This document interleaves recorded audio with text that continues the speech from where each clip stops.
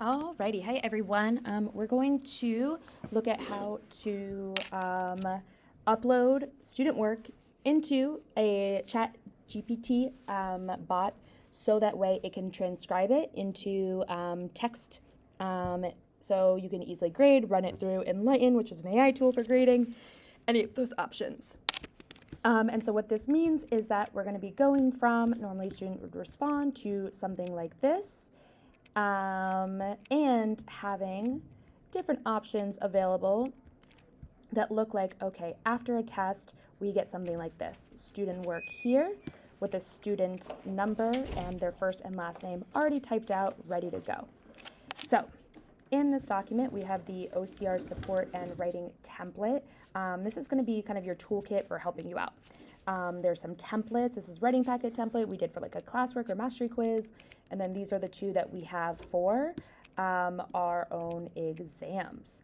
As we're going through, we're going to use this practice version here though to show you how to do it. I've already downloaded it, but this would be what I would scan using the copier on the 5th floor to use with the bot. And so if you look here, all the directions for what to do and including what to enter are on this directions to follow page.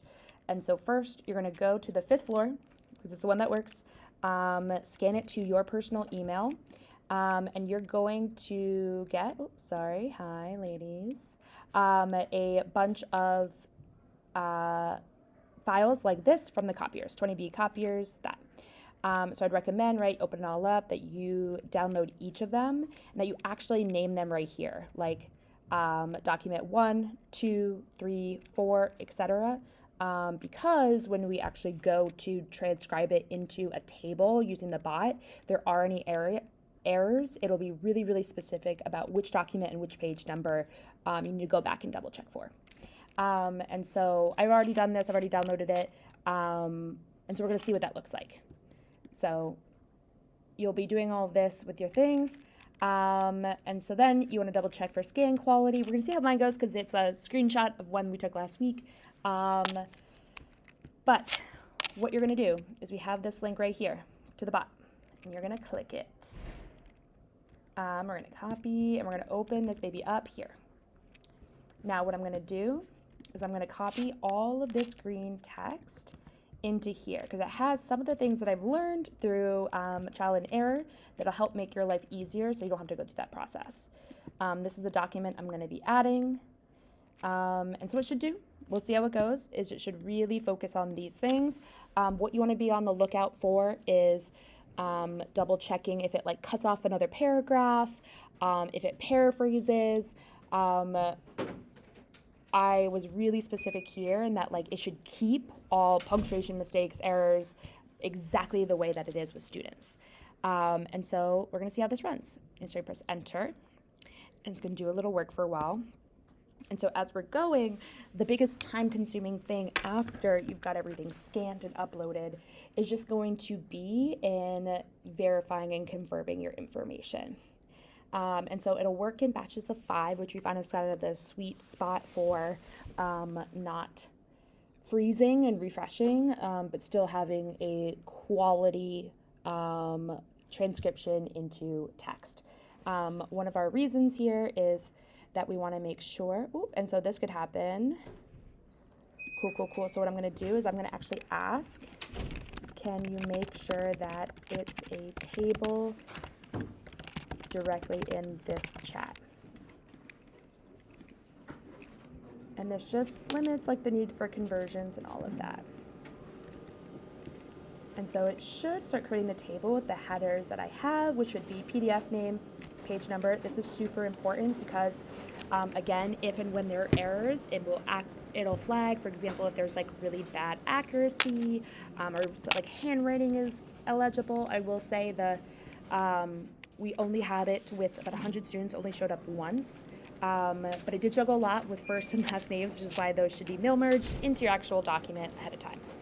And so as we're going,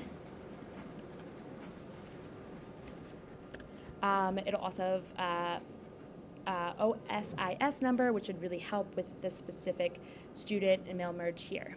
Oh, and so if I'm looking, again, this is really, really great for me to do a quick check. It says ... Cool. So it's not doing the full. I'm going to pause it. Right? And so you got to, teach it. You have to guide it as you go. Please make sure that all text on the page is entered into the text column. Every single word that a student writes should be included.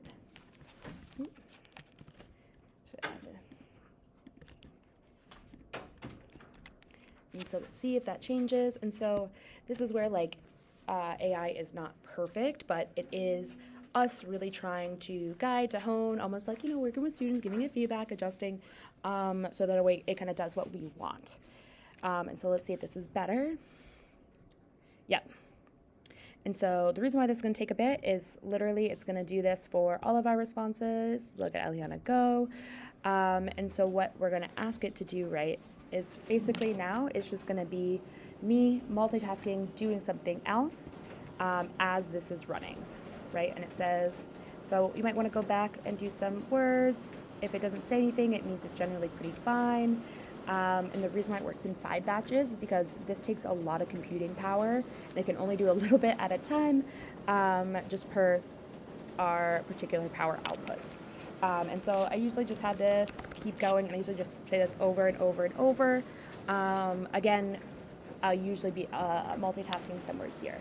It's like, what do I do with all of this? So whenever it has these tables, I use a lot. They're super convenient, but they do not translate easily into a Google Doc. And so what that means is I literally would go and I would copy, and I'm going to paste into this document here. And so it's going. Great. So this is looking so much better. So I have all of this here. And so I'm going to say keep going, and it'll keep working. And so that, as you go, you're going to have all of this just fully accurately entering into this column G.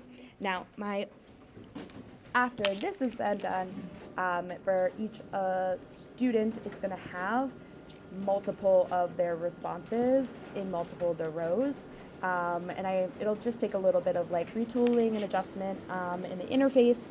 But again, not only is it going to be a lot easier just in terms of having it all digitized, but also means that we can use other tools in order to ensure the quality, consistency of feedback meets our overall bar.